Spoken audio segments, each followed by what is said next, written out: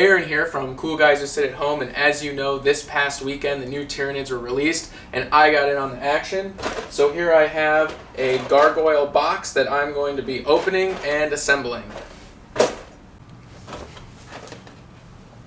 So now that we're over at the workspace, let's go ahead and open our new box of gargoyles.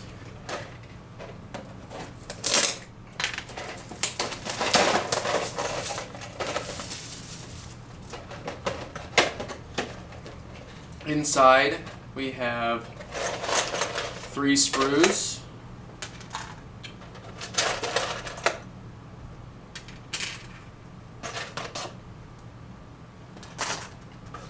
a 1-page set of instructions,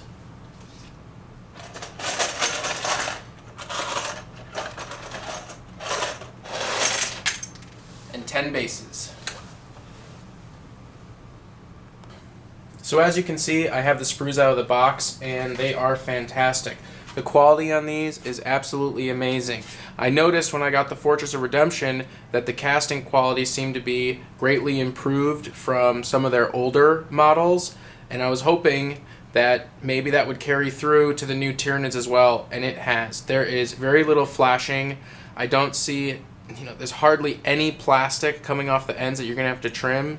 The lines, the mold lines are, they're invisible. You're barely going to have to scratch those off at all. In fact, I bet you could get away with doing nothing to it. Even the points, the sprues attached to the piece are put in positions that make it very easy to cut off and clean. These are just great, great models, and I'm really happy to see it. So there are actually 4 positions in this box set. You have one wing that is facing down, kind of gliding, another one that's facing down and flying, some wings that are facing up, and some wings that are just kind of pointed straight forward. The problem is the instructions do not tell you that there are 4 wing types. In the older stuff, in the older instructions, you get this nice little exclamation point that says, hey, there's some options here. Take a look at them, think about them, figure it out when you're putting it together. So what ended up happening is I made some units that are a little wonky. However, I was able to convert this one, give him like a cool hand, make him look like he was gliding down. So the positive side is you can like mix and match your wings with a little bit of work and make things look really cool. The bad side is that if you don't know that there are more positions than the instructions are telling you, it's kind of frustrating the first time you put them together. So I'm going to go ahead and make one of each of the models. Now what's nice is they kind of group them, so it's not too hard to keep them together. But I'm going to go ahead and cut out one of each pattern type from my sprues.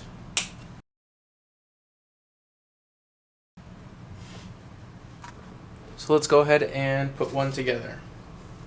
So it's pretty simple. You use your flat back pliers, you put the flat side facing the model, and you clip it out.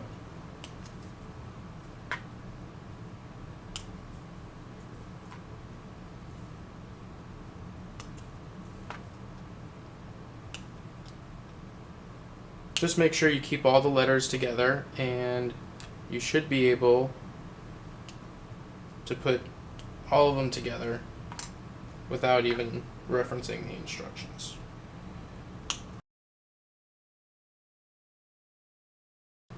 So we have all the body parts. Now we are going to need a gun and a hand.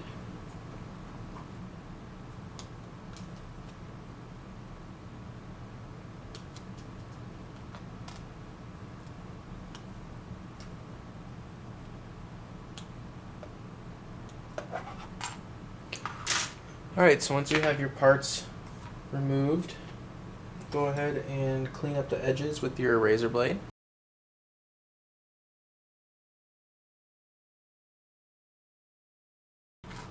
So for getting rid of mold lines, you take your X-Acto blade, face it away from the model, and just face it towards you.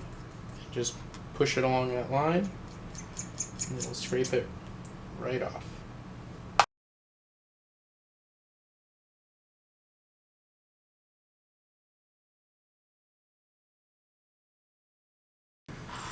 Okay, now that we have all of our parts cut out, let's go ahead and glue them together. So take your tail and your body, and as you can see, they just kind of fit together nicely, like so.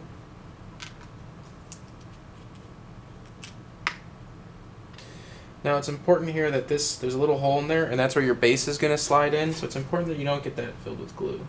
So just a drop of glue above that.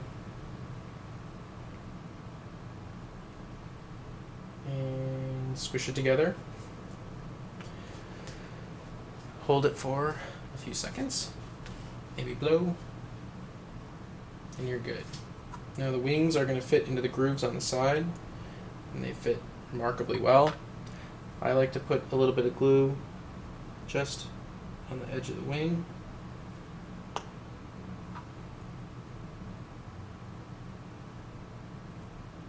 Stick it in and hold it for a second.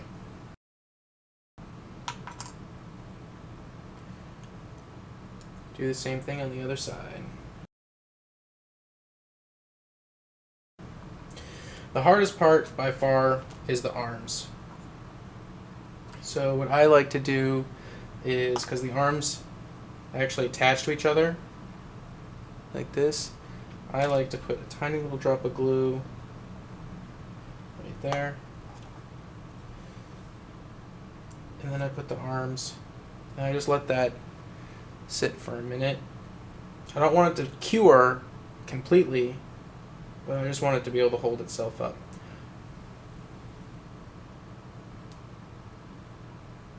Once I have that, I set it down. And in the armpits, little drop of glue. Little drop of glue.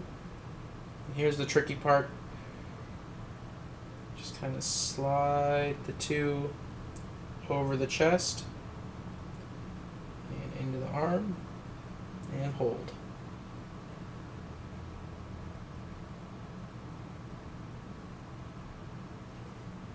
And then once it's dried a little bit, you can kind of check your positioning, see if you got your hand in the right spot. There you go.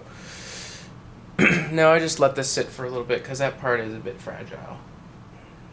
Once that's sat, put a dab of glue in the neck hole. Pop my head in. Now I found that it's best that when you're letting them dry, that you just kind of want to keep them propped up. So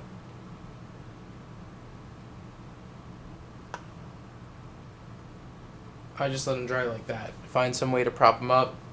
Obviously you don't want to use your glue bottle because you're going to be needing that in the future. But the nice thing is that they designed the hole in the bottom of it to fit the stand really well. So you don't need to glue your stands in. They're going to stay in just fine. However, I found that the stands have a horrible time fitting into the bases. I don't know why. I mean, I just can't get a good fit on the bases. So I wind up almost like hammering them down. It's silly. I don't know why those do not fit well. It's kind of disappointing. Very frustrating. So once your model has dried a little bit, you can go ahead and slide your base in. And you can always slide it out when you're ready to paint. So there you can see the 4 type of gargoyles in the box, and they're really easy to make. Just remember to keep the letters together and assemble it. And of course you can always use the different wings to make some fun little mods. Alright, so until next time, this has been Cool Guys Who Sit at Home making gargoyles.